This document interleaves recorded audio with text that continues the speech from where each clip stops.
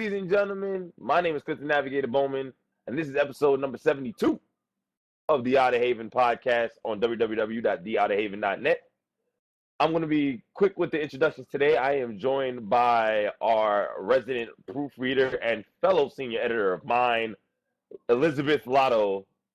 Liz, what's up? Nothing. Nothing? Nothing. We're just making it quick like that? Yeah.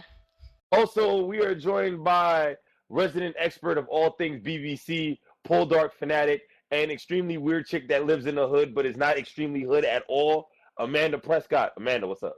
Hi! Yeah, I'm still Just about the way that you said hi just reaffirmed everything he just said. Yeah. Oh yeah, and also too, I mean, it's exciting. Weekend, it is the Pole Dark season finale, so Okay, yeah, very excited about that. What's that? Oh, it's a new show. I'm super obsessive from PBS. It's called Pole Dark. It is I never heard of it.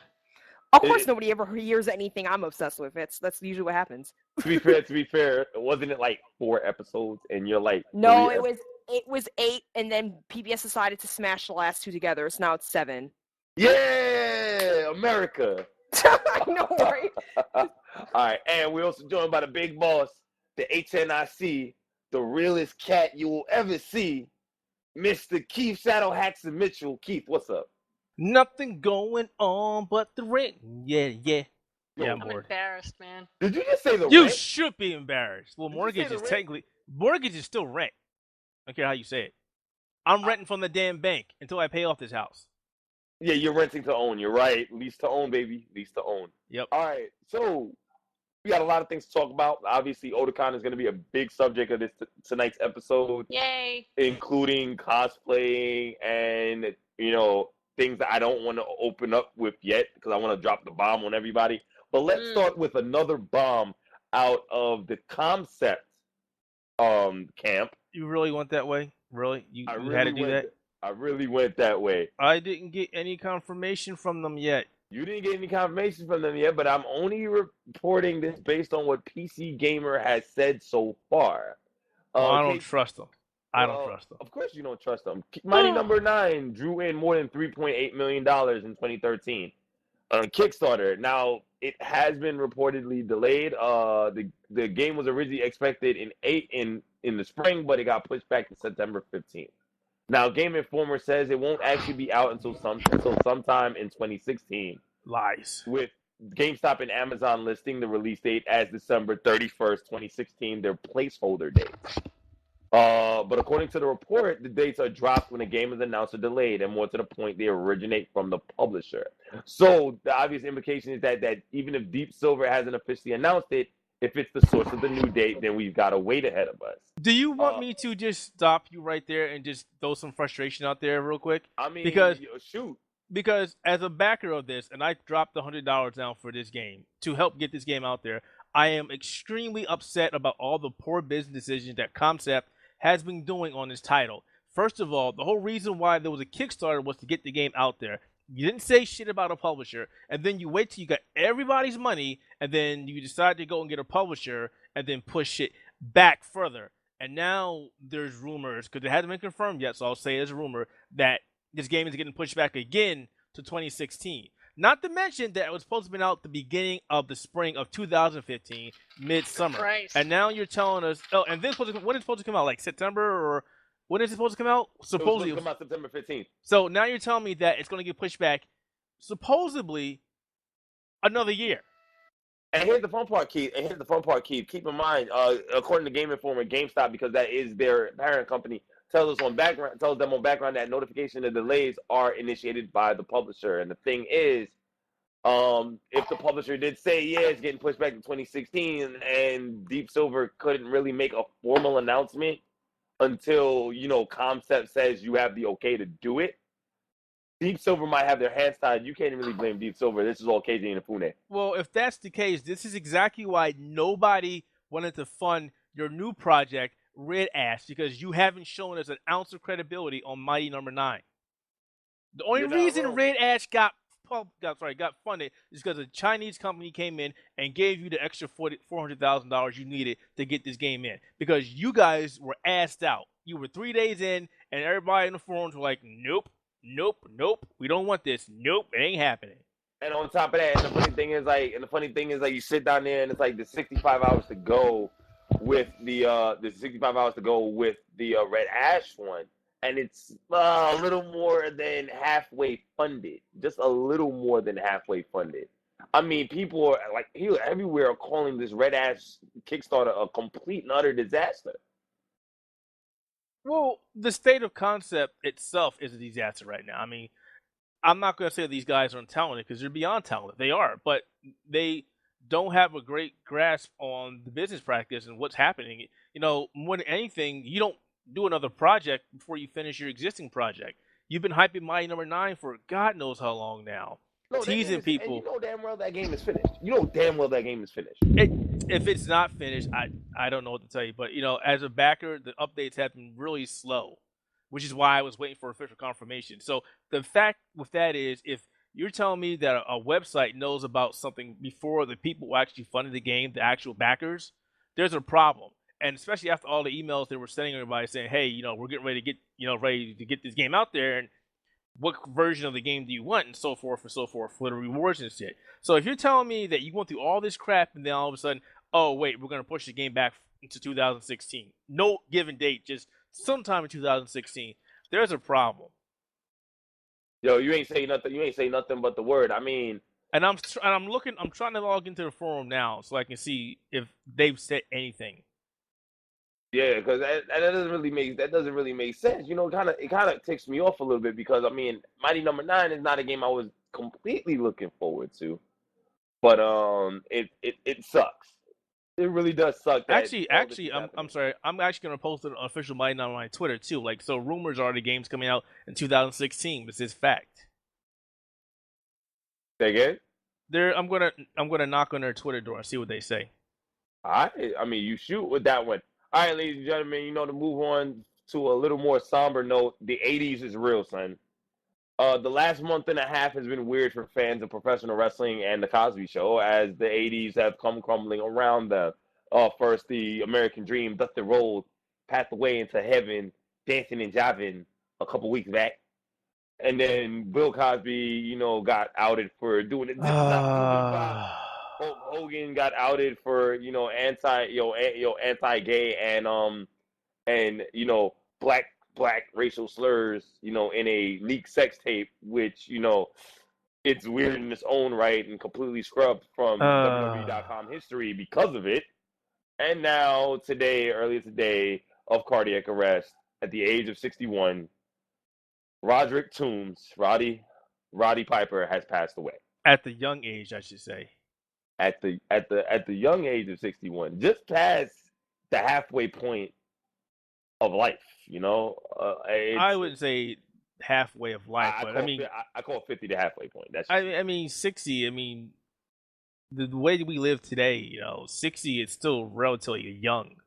I've seen people that were 7 years old that are spry as hell, and I'm like, wow, okay. I hope I get to be like you are, but yeah, I was reading about that. I was actually out at the pizza place with the wife and kids, and I was like, wow, holy shit.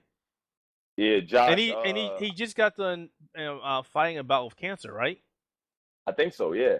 Yeah. And I got the news from Josh Piedra, who hit me up, was like, holy shit, Roddy Piper, and I'm like, wait a minute, what?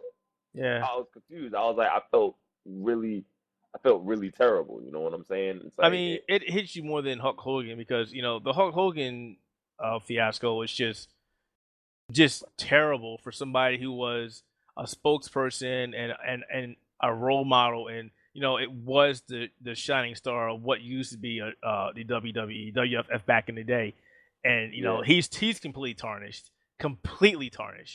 But right. you know, you've lost some big names over the course of the years. You know, you've lost Ultimate Warrior, a big standout, and now Roddy Piper.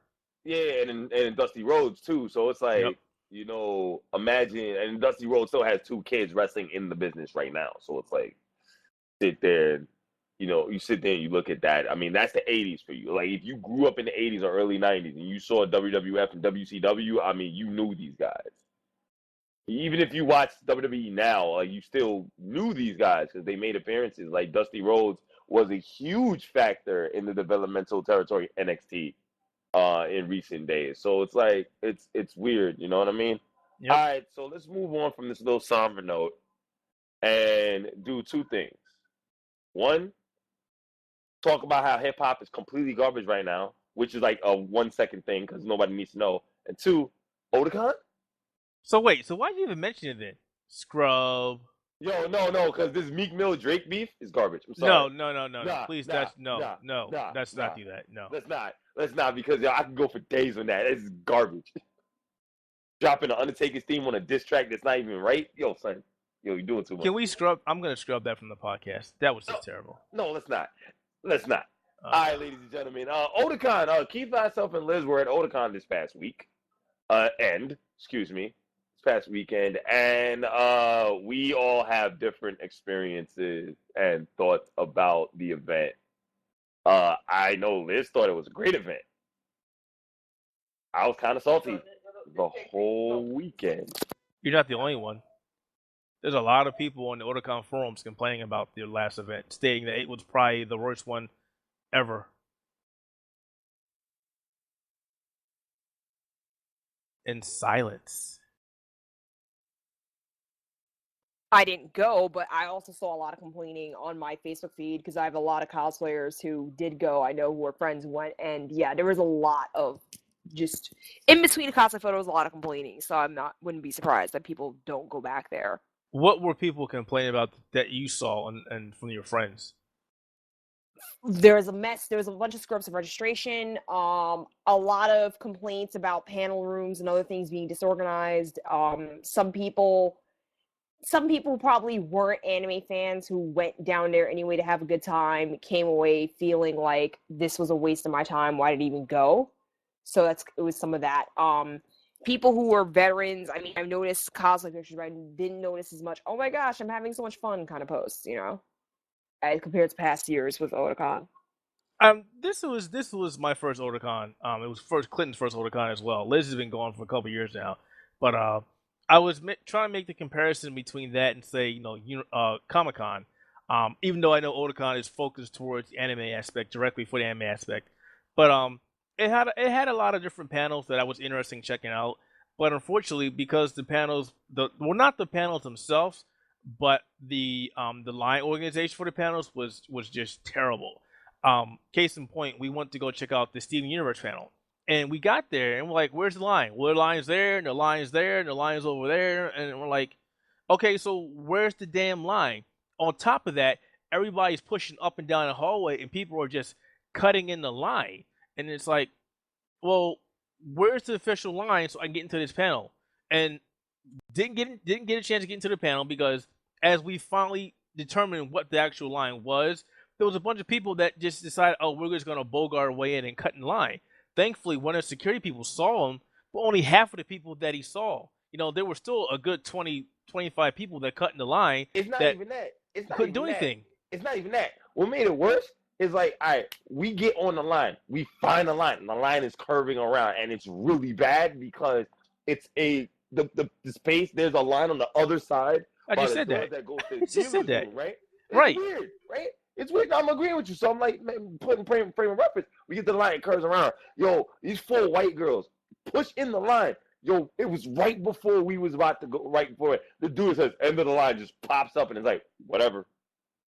And I'm like, what's going on? I was mad. I was kind of salty about that. Like, yeah, that ticked me off.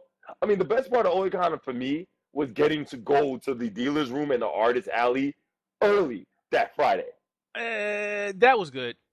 I did like that. I mean, the dealer floor was fantastic. It sucked if you had limited funds because there was just so much stuff that was on that floor. It was like you have to have at least $500 to $1,000 in your pocket if you were coming away with some of the big stuff. There was just so much stuff on the floor, and we took some pictures that are on the site. But man, that dealer floor, and it was actually early on. The dealer floor was like a more intimate affair compared to like Comic-Con because the floor wasn't as huge as Comic-Con's floor, but there was a lot more spacing. You didn't feel like you were in a sardine can. But that was Friday. When Saturday came, all bets were off. That floor was packed. You couldn't go anywhere without hitting somebody. And what made that worse was the way that they organize the entranceways, certain ways you can only go in, certain ways you can only go out. So if you went in the the deal room and you were like, I need to go out to go back this way. Oh no, you gotta go all the way around this building and get go out. Same way as going in. The door's right there, and the security's like, oh, I'm sorry, you gotta go around. Like it's right been like freaking that every there. year, though. That's crazy. Every year it's like that. So I'm used to it. I think because I'm more experienced going to this particular convention, I already know how it functions, and I know what not to do when I'm there. But it's like there's doors right there. Why don't you just make one door open and one door closed? That's the thing. It's completely disorganized, and in the forums, that's a lot of the complaints. Like there was a young lady on Friday by the Steven Universe panel with a megaphone, and you still couldn't hear what she was saying. People yelling, mad confused, didn't know what was going on. Like everything was confused. There's no snake line, handheld speakers were not available, lack of communication, lack of volume control in some of the rooms and things like that. It's weird. And then for press was another story. Oh man, like it was just astronaut. The levels of asininity, like just there. I agree with the whole scheduling of interviews, and I mentioned that in my survey. Yeah. Did you take yours? Man. Oh yeah, dude, I did. I didn't. I didn't chance to. Well, I I did. don't remember. And I spoke honestly about how I felt about the convention. I mean, I didn't have any problems with snaking lines or getting locked out of panels, but again, I've been going to Otakon for several years now, so I know what to be prepared for. I could see if you're new to the con, how it could be a pretty shitty experience. I mean, new to the con, whatever the case may be, I'm sorry, that's a bullshit excuse, because at the end of the day, like you still all right. Here's the thing: there needs to be some kind of organization, some kind of scheduling that works, and it doesn't work. And that's the thing. I could be going to this thing forever. Keep in mind, you might have things that you want to also do at the end of the day. Well, no, I'm referring to the issues with the panels and the snaking lines and security guards telling you which doors to go through.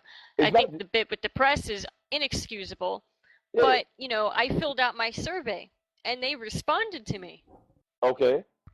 And it was an email from Alice Wilson, who is the head of Otakon Press Relations. Said, regarding your suggestion to plan interviews earlier, I wholeheartedly agree. We have had some success with this in recent years, but this year we encountered a perfect storm of receiving the contact information for guest teams at about the same time that many guests were either returning from or attending other large conventions. This delayed much of our planning until the week of the convention, and we were not able to plan as many ahead as we would have liked. Yeah, we will strive to get things done earlier next year. So at least they're acknowledging it, though. But, I mean, that still doesn't excuse it. I mean, again, with the staff and the snaking lines and things like that, listen, you're not just going to cons for the panels, like, most of the time. You're going to experience the event, meet new people, do all this fun stuff, right? Yeah. So, at the end of the day, there still needs to be some organization. Otakon, listen, I've had problems with New York Comic-Con. Like, especially 2010 when Marvel 3 was, like, the biggest thing they had there. Like, Marvel 3 was the biggest thing they had there in 2010. And, I literally managed to sneak into that Marvel 3 panel, like, by the skin of my teeth. That's how bad it was. That's how bad it was. I refuse. And then all the experience from New York Comic Con 2010 was a lot of the reason I haven't gone back until now. Dude, one time I was on a line for a panel at New York Comic Con for 5 fucking hours. Yeah, and in all honesty, I mean, I went to PAX with Keith. That was a lot more organized. The San lines. Diego Comic Con's been the most organized for me. The lines are still a little bit of a mess at PAX East. Granted, they are a lot more organized. Yeah. The problem with the panels at PAX is that everybody knows what the panel is before time, obviously. So it's like, oh shit, this panel is going to be packed. You literally have to be there a couple hours before that panel starts, or you will not get in, just because of the sheer numbers of PAX East. Which hilarious we got into. How in the bloody hell did we get into that Killer Instinct panel? I don't know. Because I'll tell you why. Because there wasn't a lot of interest in Killer Instinct. Sadly, that's why. Right.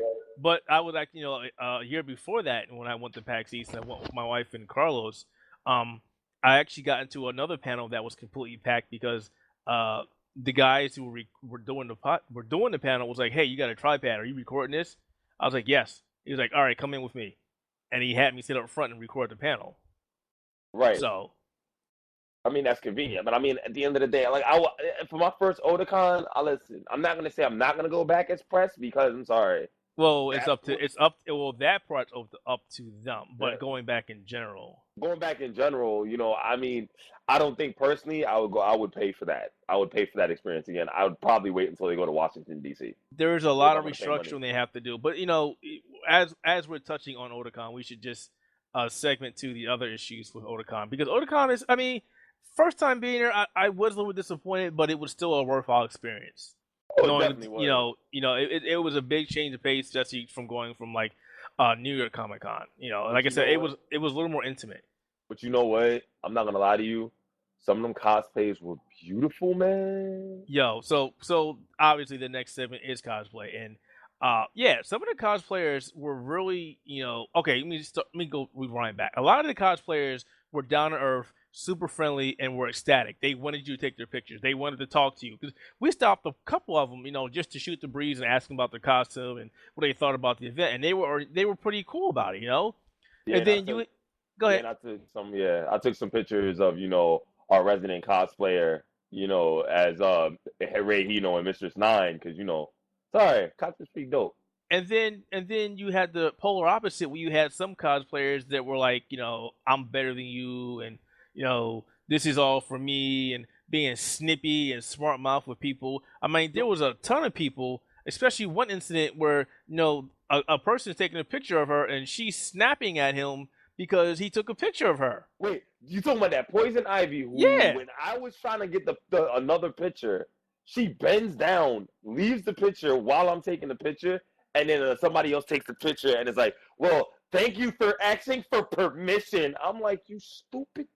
I can't say the word here. It just, there was a lot of issues of cosplayers in general going into Otakon, not specific to Otakon, but going into Otakon, about people complaining that cosplayers, some cosplayers, all of them are asking for money, saying that you need to pay me to take a picture of me, and it's just leaving a bad stigma for that, because for as cosplayers, the majority of ones I've known and talked to throughout my years have been, like I said, super friendly and ecstatic that you're taking pictures of them. They want to be noticed. They want to be seen. They want their work to get out there. A lot of them aren't there for a professional. They're there to have fun and enjoy themselves. Facts. It's just the ones that are just setting a bad example and thinking that they're the shit, when that Poison Ivy was not the best that I've seen at the show. No, I mean, don't get me wrong. Listen, I still think if I was to do an MVP, and we'll talk about that later, like, there's quite a few. Like, there was this Garnet cosplay. That was a real MVP. Let's not talk about that Garnet cosplay. I mean, but she had Garnet down to a T. I mean, those who know Garnet from Steven Universe, she had Garnet down to a T. Every aspect of her was down to a T. And there's pictures of her on the site too. She was really good. But I'm sorry. You caught that. Yep. And then you go back to some of the cosplayers that didn't make an effort whatsoever. And I'm pointing out one in particular. There was this one woman, female, I don't know what to call her because I don't know how old she was. But she was there she was dressed up as Minnie Mouse. And every time I saw her in the convention, her outfit was basically falling off of her. And it was like she was doing soft porn. It was like, lady, what the hell are you doing? Yo, it takes a lot of effort to make a soft porn Minnie Mouse, man. It's like, if you can't do the part, don't wear that. Yo, Skinamax. Yo, those are the best though. It's hilarious. Yo, they make you. And what's amazing? Like, I remember we were walking to Chipotle on the Bay, which, by the way, the Bay is beautiful. Yep. It's an amazing Bay. We saw a Harley. I know it was a female Joker and it was a female Joker and Wonder Woman. Who were extremely happy that we wanted to take their picture, by the way. Oh man, they were happy about it. They were like, "Oh my God, please!" And then Captain America Crunch. Oh yeah. Yeah, it was dope. There's a lot of fun stuff. There was a lot of fun stuff there. Like, but and then speaking of Steven Universe, the dude that played Pearl, and it was like, oh like, please, let's not talk about that guy. I told you, I was like, this that guy dude? is. I was first of all, I was like, that guy is having too much fun, and then Andrew was like, that's not a guy. I was like, that is a guy, No, that's a dude, and he's having way too much fun.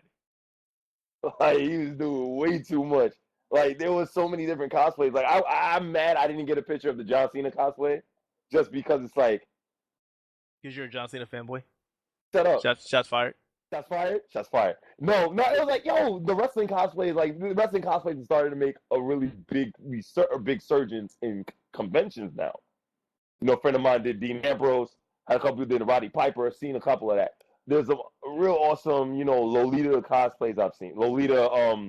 Cosplays I've seen. But you know what? Well. You know what I wanted to also state? You can usually tell the state of the cosplayers or the theme of the cosplayers depending on the event. And I didn't realize that until I went to Otakon, because Otakon was more anime themed, right? Yeah. And you could notice a lot of the anime people a lot of the cosplayers there were themed up in anime. But you didn't see a lot of like. Yes, we did. No. I remember seeing way more American related television cosplays. There were not as many as the anime but they also get the side eye from regulars of the con. And they can go side eye their asses into the bay. Like, I don't care. Like, it's still cool. Like, like I'm gonna be honest with you. Like a lot of the professional cosplay photo shoots weren't. Most of them, I believe, if I remember the schedule, weren't really anime related. Not the ones I saw. There were a lot of animated ones. Anime. Yeah, like I know the Sailor Moon photo shoot was Two a thing. of them. Two of them at that. I think there was a Steven Universe. There was a couple ones. There was an Attack on Titan. Yeah. There was what's that fucking new one? I can't remember the name of it. Tokyo. Oh yeah, the Tokyo Ghoul, because of the manga coming back out. Yep. So it's like it's a lot of weird stuff. It's a lot of. I mean, yeah, they're gonna get the side eye, but it's whatever. I mean, the same thing can be said at New York Comic Con when you come into anime, and it's like New York. But I understand why people would go to New York Comic Con in anime, because of what happened to New York Anime Fest. Well, nobody went. Like, let me explain something about New York Anime Fest. Nobody went, and that's the thing. If people the only reason Repop shrunk it because the attendance was going down. But the difference, I would say, with the anime cosplay is you only see really recognizable anime cosplay at New York Comic Con. Like, yeah, oh yeah. Speaking of really recognizable anime, quote unquote. I mean, we did see some Ruby. We saw some Splatoon, which was fun. Right, but I'm not saying in general just anime. It was more animated stuff. Yeah. For example, you didn't see a lot of video game themed characters. You didn't see a lot of Marvel themed characters. It was more towards the anime, manga, comics genre. You didn't see a lot of anything outside of that. Shouts out to the Armstrong family. She was dope. Yeah, the dude, the Armstrong. Oh my God, was Colonel Armstrong. He was hilarious. Everything that he did, he was like, and this is how the Armstrong family does this. This is passed down a generation. And I'm like, this dude is enjoying himself. Even when we saw him outside crossing the street, he was still going. He was like, this is how the Armstrong family crosses the street. We passed this technique down from generation. And I'm just like, that dude, all I could do was laugh at him because he was hilarious, but he was having fun. Yeah, I mean, you're not wrong. I mean, but, going back to the... Did you get your ice cold? I laughed. I was like, really? He does that every fucking year. If you look on YouTube, there's remixes of him. Hold on, give it. I got that ice cold water. Only $1. I got that ice. Cold. And I'm like, this the dude. And Clinton would not shut up about it. He would not. He was like, I'm gonna go see this ice. I'm like, dude, it's freaking water. What's the big deal? Hilarious, man. Did I not tell you that he actually got a panel? No, he did not. If you look at the stickers on the floor that they put down now, yeah, those weren't always there. They only started that last year. Yeah, he got himself a panel 2 years ago because he was like the other most recognizable figure at Otakon. Mm-hmm. So I mean, like he'll always be there as long as it's funny because he probably does that shit at everything that happens over there. Yeah, and on top of that, I mean, yo, speaking of the outsider experience of Otakon, I mean, the hustle is real. Like the grills come out and Yep. everything, man. What? You never see that at New York Comic Con. The hustle in the hood was real. I was like, yo, I love it. mad respect. Go get yourself a hot dog for $2. I don't care. You're grilling a hot dog for $2. Right in my face. It's On like the going street. on the street. It's like me going You over know, to they get me get some. fucking beat up by the NYPD. Yeah, it's like me going over. It's like me. No, they get beat up by the NYPD because the food trucks will start to complain. That's That why. too. Like I rode down to the Parkway for the Labor Day festival. Go and get me some roast corn. You don't see that nowhere, no conventions over here. So that's actually pretty decent, man. But you know, this is the penultimate year that Otakon will be in Baltimore. So I mean, No, Baltimore next year too. that's why I said penultimate. Yeah. I've already Yeah. got my hotel room booked. 2 Yes. actually. So, so back to the cosplay aspect. I know Keith had a lot of problems with that, and Amanda wanted to bring something up about a post that was circulating on Facebook about cosplay racism because you know everything has to be equated to blackface. Wait, how the hell could... Never mind. Go ahead. I'll Ama- just sit here and listen. Amanda. All right, I'm on now. So basically, this has been going on for a couple of years now. Some people are circulating this petition that to end anti-Asian cosplay and Western basically cosplay. anti-Western cosplay. Basically, no not Asian people should ever cosplay anything anime. And it's some petition. And Who's the... I'm sorry to cut you off. Who's the idiot that started this petition? And where can I find that idiot? it's some flop on Blogspot, I think. Let me go. I dig it remember. up. I feel like for me, it started on Cosplay.com. Totally possible. I mean, but the problem is now, remember, people whining on cosplay.com can now be amplified via the social justice people on Tumblr. Yeah. So, Oh, yeah, dear now God. we have a lot more I stupidity. think that's what happened. And Until this is somebody found it on Tumblr, and then that's what, as we all know, Tumblr is just a crap hole of, like, stupidity anyway. and this is So, exactly why I don't fuck with Tumblr. Did we not have this conversation? Yes, we did, Keith. Yes, we did. I'm on Tumblr. That's what I'm saying. Tumblr's not bad. You just gotta avoid the You shitholes. gotta pick, Excuse me. You gotta pick the sense out of the nonsense. Yeah. I go well, there you know, for it's, my it's mecca. politics. Sorry. If you start digging anything with politics on Tumblr, that's when it's a crap hole. Like, I individual stay away fandoms from are that shit fine. on Tumblr. Mine is cosplay only. I was trying to stay away I from mean- politics on the internet regardless because it's just you just can't win.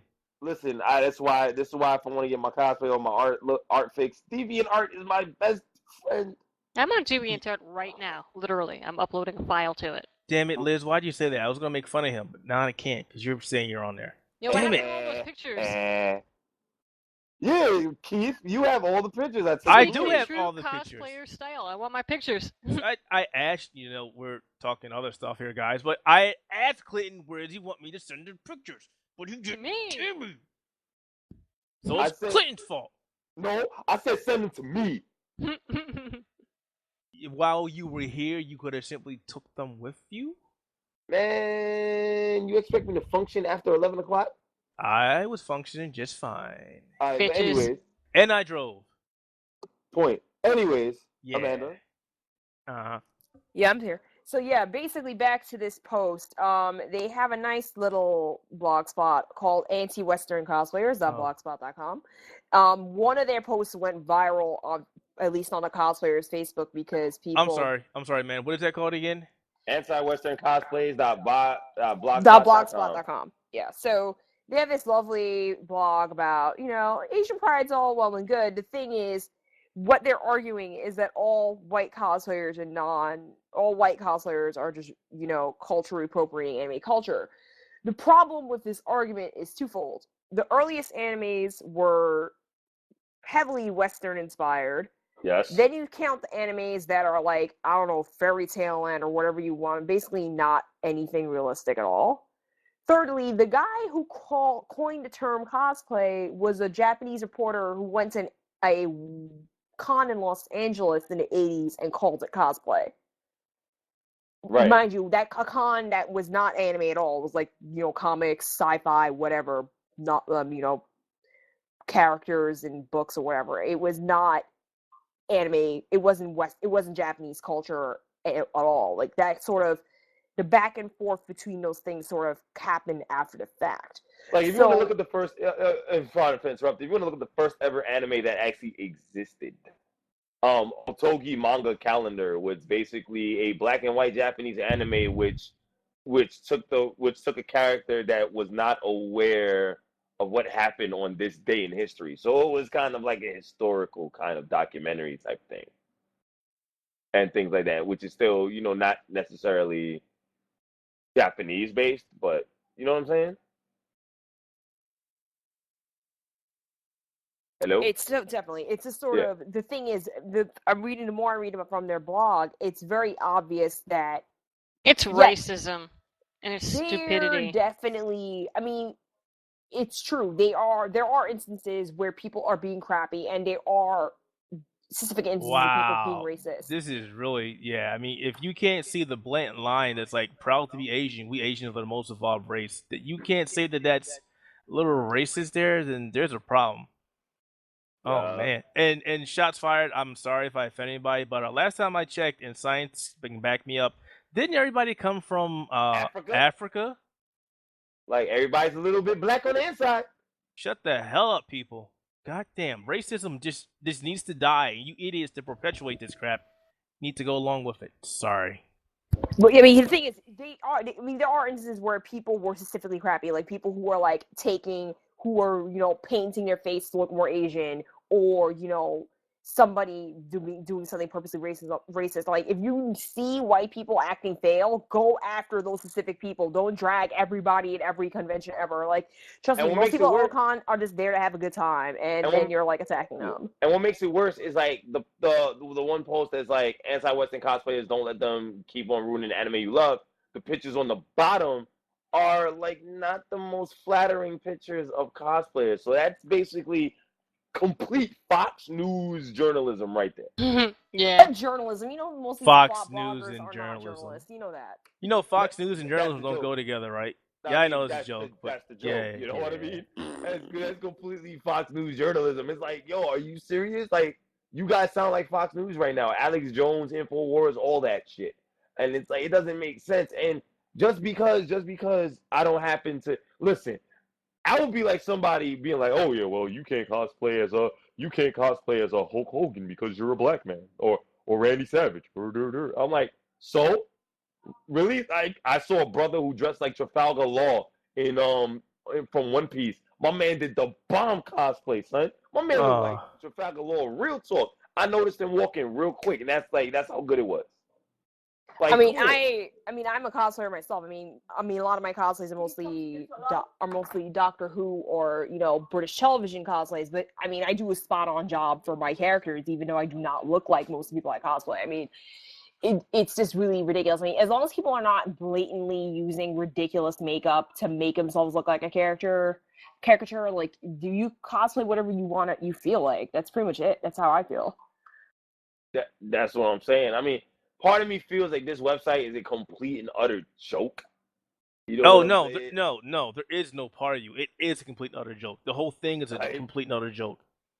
And I'm really surprised that Blogspot still has this up, because, like I said, this site is perpetuating racism. You need to shut that down. Your rules even state that you don't tolerate that. So why is it still up? It's probably up still because some social justice person is like, well, we're calling out racism, but hurt her. It's the weird gray line that's, that this website can get away with. And it just needs to stop, because it's not fair. Listen, man, fat shaming is a problem. Race shaming is a problem. They were doing this on cosplay.com before that website even blew up. And what happened there? Was it getting shut down? Was it getting, No, people? It wasn't. It was like a thread that was 24 pages long. I mean, I don't even remember what happened to it, but it started out as a post similar to what you would see on Blogspot. Like, it literally looked like it could have been the same writer. And then a couple of Asian people commented on it, like, oh yeah, I so agree, blah, blah, blah. And then it got to the point where you could have, like, white people in there from different countries, or black cosplayers in there. Like, oh, this is racist and you guys are morons. It's not about, facial features. It's about recreating the character. And word, like the black, like the white, like the German chick that did blackface to recreate Michonne from The Walking Dead, and Tumblr literally ate her And it was alive. frustrating because I decided to get involved in this, and this is probably, I want to say, somewhere around 2010 or 2011 when this was on Cosplay.com. And at the time, my only cosplay that I had posted up was my Sailor Mars cosplay. And I commented on the thread about how the original poster is an asshole. And then the original poster, or somebody, I don't know who chimed in, actually posted a picture from my profile onto the board, and then said, "This is the perfect example of why Western cosplayers shouldn't cosplay. Look at her nose, look at the shape of her eyes, look at her face, and her body structure." And I was like, God damn. You're not even looking at the actual character. And I wasn't the only person that this happened to. They were, taking pictures of all kinds of cosplayers, regardless of, skill level, and reducing them to trash. And then around the same year, New York Comic Con had a Nico Nico booth. Right. So a lot of cosplayers would stand in front of it, showing their, business cards for their Tumblrs or whatever to get more followers, and just, getting questions asked them. Because that year it wasn't just an unmanned, TV screen. It was a big, Nico Nico booth with someone holding a microphone. So they had this Japanese guy from Nico Nico interviewing the different cosplayers. Yeah. And you would see the comments go across the screen, and Japanese people watching would start giggling, and then you would see like English comments where you could tell it's like a Japanese writer saying, "Oh, that character, that cosplayer is black." Or I remember when I was my turn to be interviewed, they had a moment for me like, "Oh, does anyone from Nico Nico want to ask this cosplayer a question about her costume?" And then so you see it roll across the screen. "Why is your nose so big? Why are your eyes so wide?"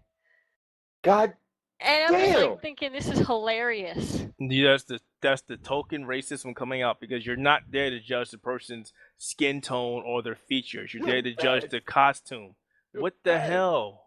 Exactly. And I tried, I didn't really let it get to me, because I knew, they're not even looking at the craftsmanship of what I'm wearing, so fuck them. See, here's the thing, and I'm not going to say Americans are more advanced, 'cause I'm sorry. Listen, America is the most messed up country in the world when it comes I wouldn't go that when it far. comes to racism and Oh, classism and no, things like there are other places, my friend, that are just as bad. Well, obviously, but I mean, Female circumcision? We're not a shining example. Let's just put it that way. Of course. Yeah, we're not the most holy in the country. And then it's like you see this kind of stuff, and it's like, again, I'm gonna point out the German chick that played Michonne, who did a really good Michonne cosplay. But the thing they attacked the most was the fact, oh, blackface, that's racism. But in Germany, they don't even know about that. Well, I'm going to chime in there. I got into some fights with people on Facebook because when I looked at Michonne, I was like, this is I thought it was fail. Like, what I used to like to do when I want to point out racism is I grab this great little gif of Roger from Mad Men, his blackface scene. I was like, that looked like that scene. So therefore, I'm like, she went way too far with the makeup to me. However, but again, there's a difference to me between going too far with makeup and attacking somebody for their probably poor decision making with the makeup. And this whole website is just like pointing out random people, and they're like, "Oh, that's just because somebody's like dressed up as like Attack on Titan, that's automatic racism." I'm like, no, it's clearly the intent and the whole design of the outfit has to scream offensiveness. Like, Michonne had the ridiculous makeup, she had contacts in her eyes, it just looked really fake, and that's all. I'm not even. But look at the society that we're talking about. But keep in mind, it's Japan. No, not even Japan. We're talking about like the chick in Germany right now, and that's as an aside.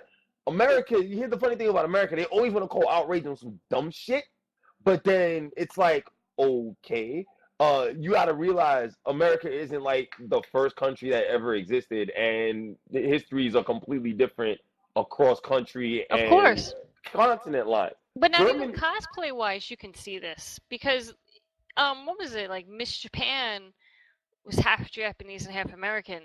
She's half black. She's black like me.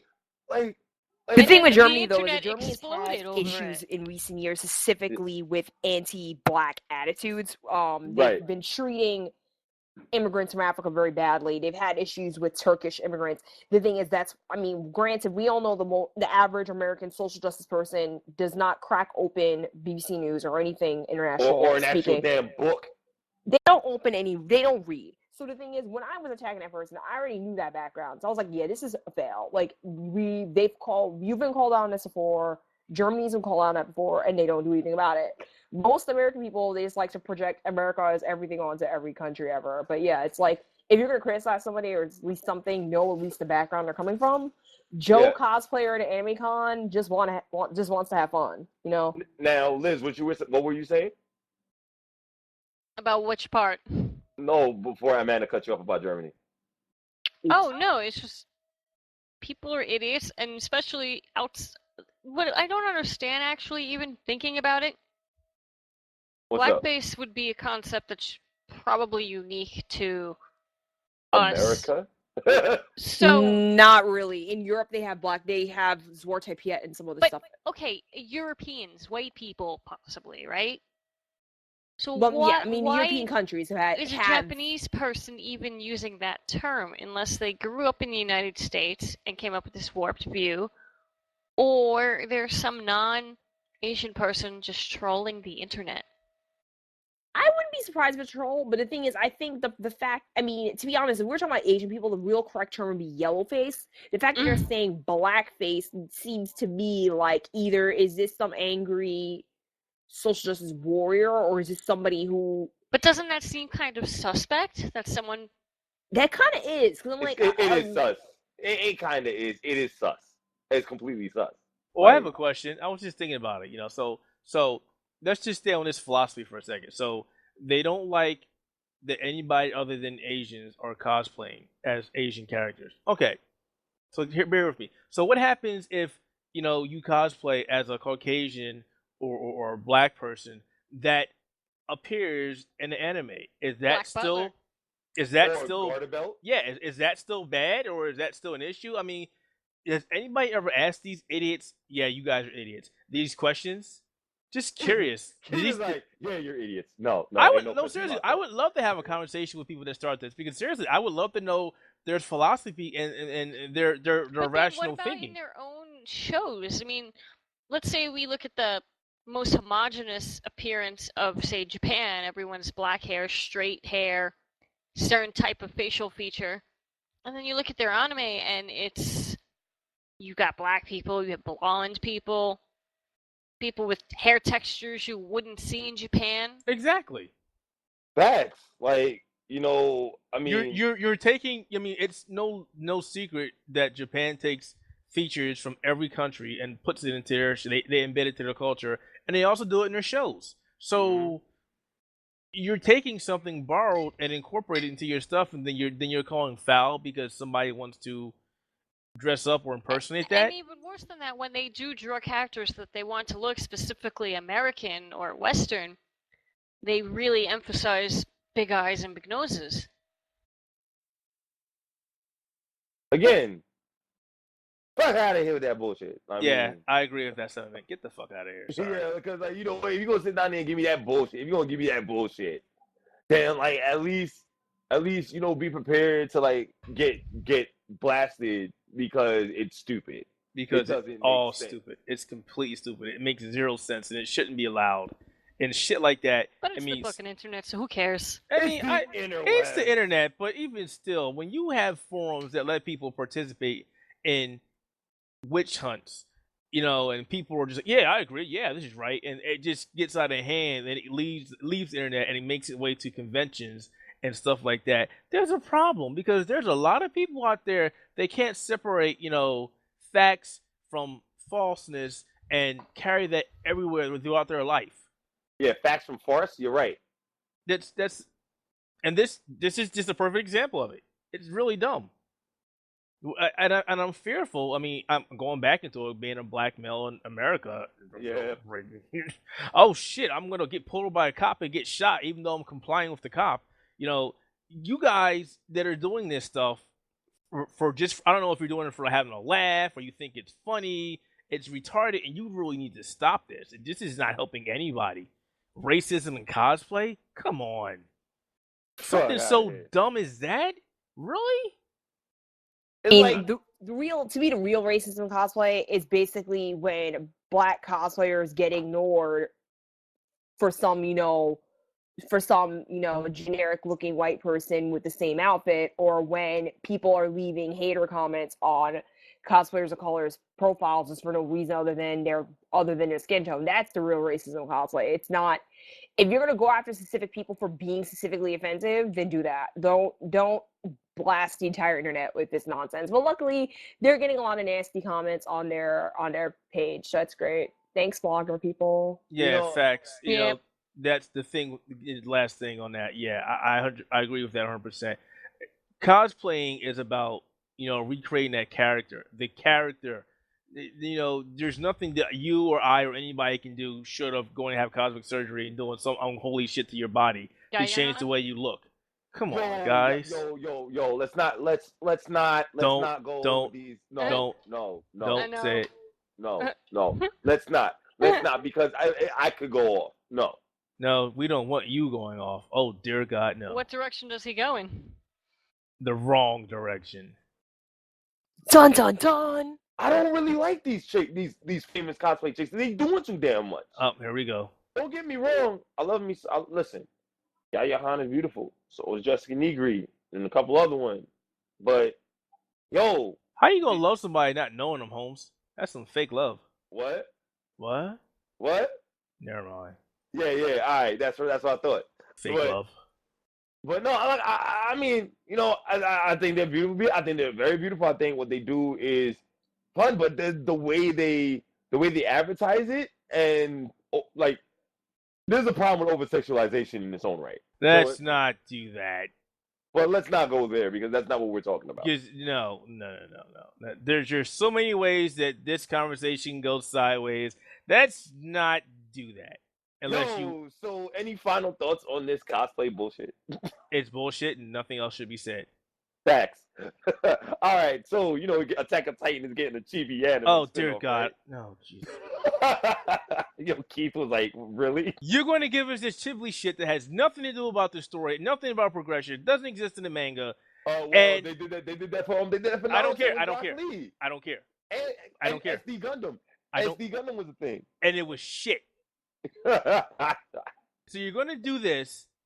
You're not giving a season to Attack on Titan because you haven't got that far in the manga yet. And you're going to give us this dumb show that is likely going to be a comedy. And you're going to piss everybody off. Wait, I'm sorry. You've already pissed everybody off. Why? Well, you see, that's the thing. Again, that's the same thing that happened to Fairy Tail, where they caught up with the manga by the time they got to the Grand Magic Games, and they had to wait a good, 3 years? To get a new season so they can get far enough ahead in the manga. That's the problem. That's the problem. You know what I'm saying? This is me not giving a shit. I'm sorry. So anything else before we wrap up the podcast, man? Going once. Going twice. Let me jump in here a little bit. There is speaking of complaining about bad reboots and remakes, apparently in this fall or spring, I'm not sure, Little Women is getting its own modern day reboot. Wait, what? I can't wait. Little Woman? That was a great book. No. This is why this is not great. They are calling it a modern, edgy twist on a classic. You kind of have to do that now to keep people interested. Amanda, this is something you have to understand about the general populace now. They don't give two fucks about the classics like that. Because everything is inundated in a modern sense. So, like, they have to do it. Now, to say it's going to be terrible? Probably. I mean, also remember... We gotta wait on that. This is the CW. Like, we already know... baby! It's fronted by the CW. That's why I'm like, this is probably going to be bad. Like, that's why really. I mean, CW has had some real successes over the last few years. I mean... No. You can't really say that. I mean, it's kind of like, don't get me wrong, Netflix has had some flops, like the Richie Rich reboot TV. That was a flop. There was a couple other flops on Netflix. But Netflix usually has a pretty decent track record. Yeah, I mean, we could be due for a TV's reboot of Little Women, but I mean, the fan base for Little Women are going to be traditionalists who want to see the traditional stuff. Like, obviously, CW probably isn't the best venue for that, but I'm like, I already know that maybe it may not, it's certainly going to alienate the fandom, and it's going to alienate literature fans for sure. Like, okay. So grow the fuck up, go outside, see what the hell is happening outside, and come back and basically say, yo, oh damn, we didn't know. Like, I'm not gonna lie to you. I'm sorry, Amanda. You live where? In East Flatbush? What? And you're saying this? No. Forget that. Because honestly, there's things that I'm very traditionalist about myself, but then I look outside and it's like, yeah, these people are not gonna relate to that. So I think they need to change it up a little bit. And I think they're doing the right thing. It may not work. It may work. We don't know. I mean, when I first read it, my initial reaction was shock. But for me, I'm sort of like, I do think they could modernize, but at the same time, as a classic literature person, I'm just like, no, hell no, why? Like, it needs to stay in 1868. Like, come on. Well, look, I mean, look, Thug Notes is one of the most popular YouTube book review channels out there. And they put kind of a hood twist on a lot of these literary works, and it works. Well, they're saying not hood, but they're saying modern and possibly supernatural. So they're probably going to be grafting like some ridiculous like vampires and demon story onto a story that never had that in the first place. Which, to be fair, that's what the CW's been doing ever since they were in existence. So it's like it's not surprising that they're doing that now. It's definitely not. It just makes me all ragey inside. But I'll probably, whenever we get some actual trailers or material, I'll definitely like review it and see what I think. All right, Liz, anything else before we wrap up? Liz? Keith? I think the silence is deafening. She says no. Keith, anything else before we wrap up? I've got nothing there, Kemosabe. My mic was muted. She broke it. F it, we'll do it live. But no, I didn't have anything to say anyway. Yeah, and then one last thing, the people who are doing the Power Rangers reboot movie. Yeah, live action Naruto, let's go. Yeah, no. That will be stricken from the record. No, and no. No. Bad Lionsgate. Bad. We had this conversation the other day that Hollywood is running out of ideas, and this is a perfect example. Really? I can understand a new Power Rangers movie. I get that. Dude, there are so many other shows that you can make, that you can do. Like, you know what? Know what I would kill for? I would love a live action Ultraman? No. Come on, man. I would love a reboot of a classic of mine from back in the day, Knight Rider. Hey, give us a new Knight Rider. That doesn't suck. Remember? I said it doesn't suck. Okay. They were supposed to do a reboot of the Bionic Woman. Yeah, let's not do that either. Come on, guys. We're in the 2000s. Come on with original shit. Quantum Leap. A reboot of Quantum Leap, please. That was a good show, but the premise was weak. Yeah, rewriting history. Yeah. No. Hey, what about that butterfly effect? That doesn't make any sense. Star Trek reboots up the ass right now. It's like there's another one that should be coming. Oh, you know what? Since this is our final thought. Sorry, you just reminded me of something real quick. So we're going towards the end of 2015 soon, and there's Star Wars coming out. Anybody looking forward to that? The movie or the video game? The movie. Duh. I mean, no shit. Of course. I mean, all right. It's weird. It's really, really weird. Because it's Disney doing this movie. Yes, this is from my Disney. And I have a weird history with Disney, especially since, I got beef with them for the bullshit they did with ESPN and Saturday morning cartoons. Get to the point. Yay or nay? I'm on the fence, and I'll say I'm on the fence. Okay. Hopefully it doesn't hurt you too much. But okay. Because, you're a guy on the fence might hurt. Ha! See what you did there. Yeah. Anybody else? I'm kind of like may skip that movie and watch something else that weekend. I'm not gonna see it. Oh, I'm gonna go see it. So I yeah. don't care about I mean, that I'm sure my mom might drag me to it because she's a Star Wars stan, but I'm not really that. Did you call her a Star Wars stan? Yes, I just did. Oh man. Oh man. I mean, it's gotta be a good Star Wars. You know, it doesn't have Jar Jar Jinx in it. Come on. Yo, me said not in this movie. Gee. God damn, that's terrible. All right, I think that's enough for today, guys. All right, ladies and gentlemen, on behalf of Liz, Amanda, and the big boss in charge, Keith Mitchell, I'm Clinton Navigator Bowman. What? Just Keith. Just Keith. Just Keith. I'm the ordinary guy. Come on now. Ordinary guy, Keith. All right, Ryu. I'm Clinton Navigator Bowman. We'll be back next week with, a lot of podcasts. You forgot the number. You fail. A lot of podcasts. We got 2 podcasts now that come out weekly. I'm just saying. That's what I meant. See, you're ruining it, man. Okay, stop talking. Yeah, right? Good night, everybody. Good night.